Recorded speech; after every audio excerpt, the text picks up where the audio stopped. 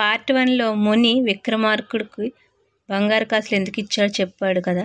తర్వాత ముని విక్రమార్కుడితో ఇలా అంటాడు, కానీ రాజా, నేను నిన్ను కోరుతున్న సహాయం సులువైనది కాదు, బహు కష్టతరమైనది. నా సూచనలు పాటించక నీవు సొంత నిర్ణయాలు తీసుకుంటే అవి వికటించి నీ ప్రాణాలు ముప్పు కూడా రావచ్చు. అలాగే నా కార్యం పూర్తయ్యే వరకు నీవు నా చెంతనే ఉండాలి.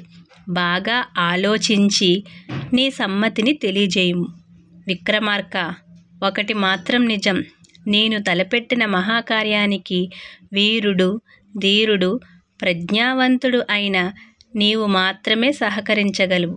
నీవు కాదంటే నేను లోక కళ్యాణం కోసం తలపెట్టిన ఈ కార్యమును విరమించుకోవాలి తప్ప వేరెవ్వరూ నిర్విఘ్నంగా ఈ కార్యమును కొనసాగించలేరు అంటూ బదులిచ్చాడు ఆ మహాముని. మహాత్మా, లోక కళ్యాణం కోసం తమ వంటి ఉత్తములు తలపెట్టిన మహాకార్యంలో నా వంటి అల్పుడు పాలు పంచుకోవడం అంటే నా జన్మకు ఓ సార్థకత చేకూరినట్టే కదా.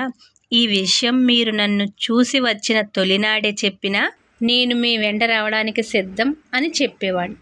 మిగిలిన కథ నెక్స్ట్ వీడియోలో చెప్పుకుందాం.